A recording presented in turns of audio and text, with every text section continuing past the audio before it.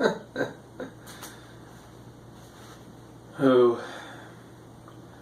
why hello there, and welcome to Frank Reads.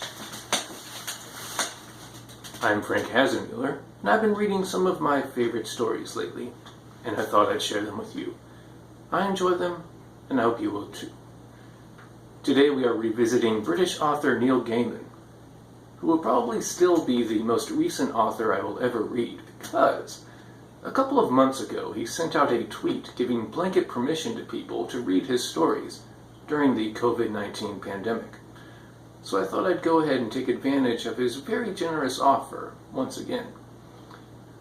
It's a story of his called Other People.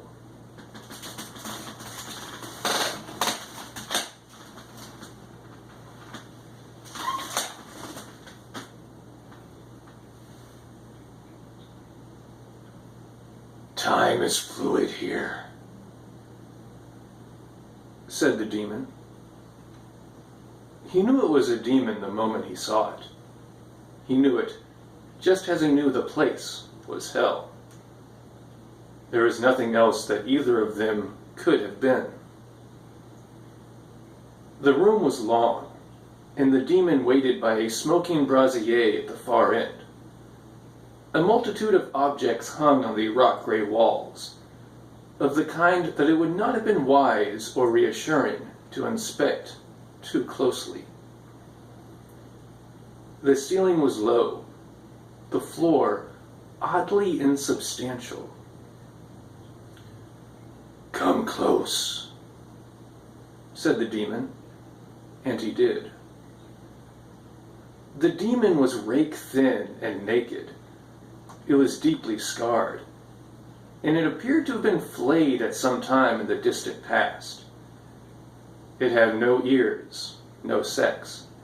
Its lips were thin and ascetic, and its eyes were a demon's eyes. They had seen too much and gone too far, and under their gaze he felt less important than a fly. "What happens now?" he asked. "Now," said the demon, in a voice that carried with it no sorrow, no relish, only a dreadful, flat resignation.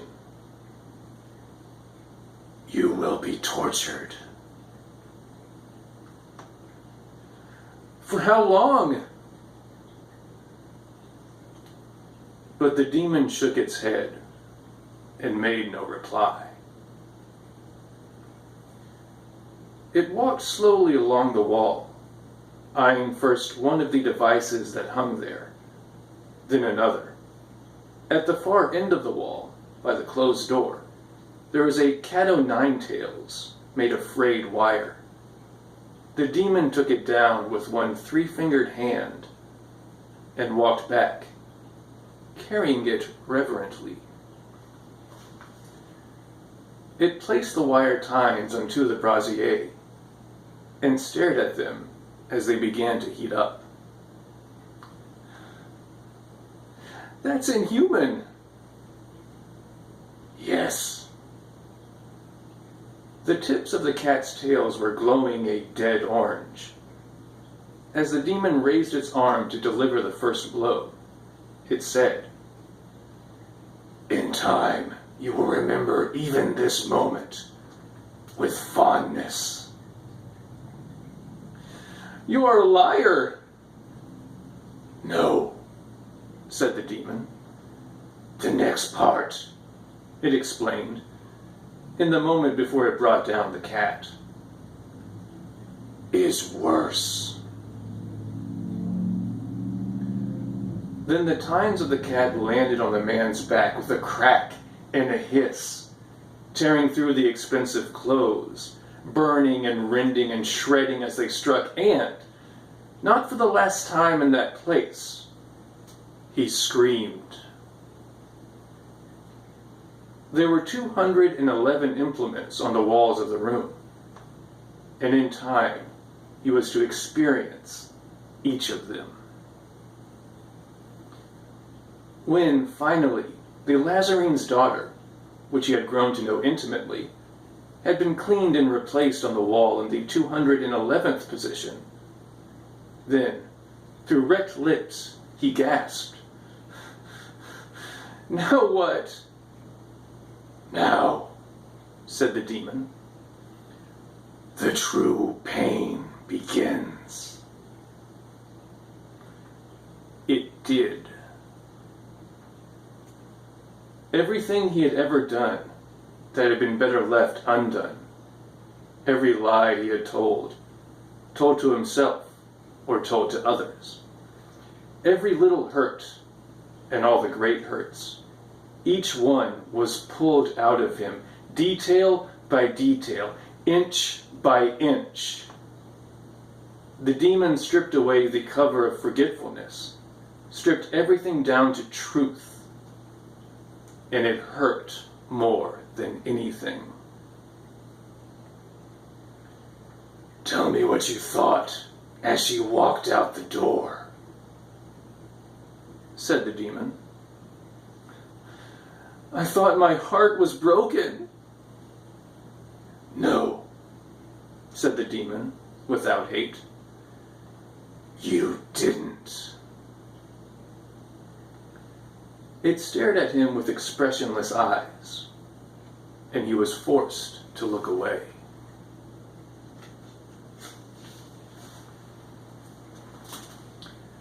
"I thought, now she'll never know. I've been sleeping with her sister." The demon took apart his life, moment by moment, instant to awful instant. It lasted 100 years, perhaps, or 1,000. They had all the time there ever was in that gray room. And toward the end he realized that the demon had been right. The physical torture had been kinder. And it ended. And once it had ended, it began again. There is a self-knowledge there he had not had the first time, which somehow made everything worse. Now, as he spoke, he hated himself. There were no lies, no evasions, no room for anything except the pain and the anger. He spoke. He no longer wept.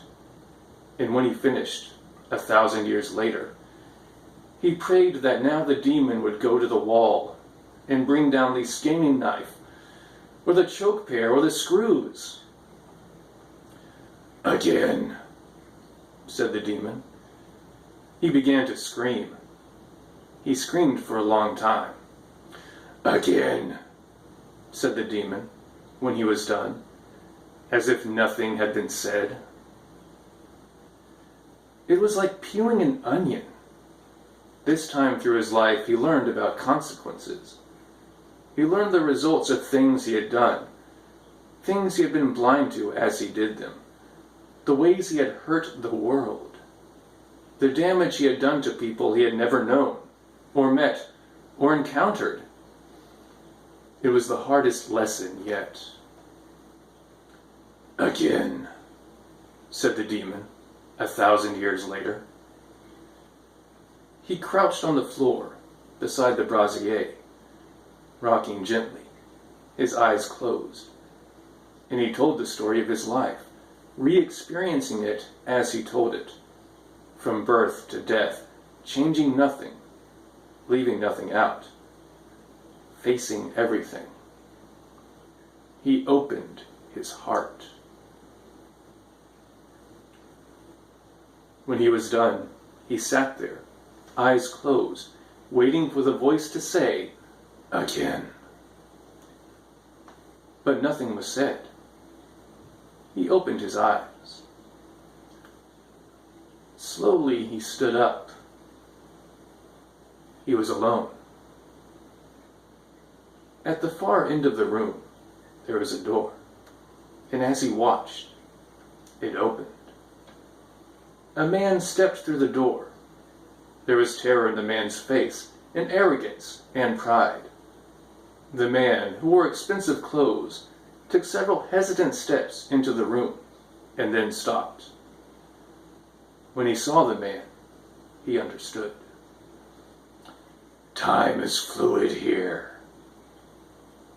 he told the new arrival. Well, that was a fun little horrific horror story. And the title makes a little more sense when you remember that it comes from Jean-Paul Sartre's favorite quote about hell being other people. Well, thank you, Mr. Gaiman, for letting me do that, and thank you for watching. I hope you'll join me next time.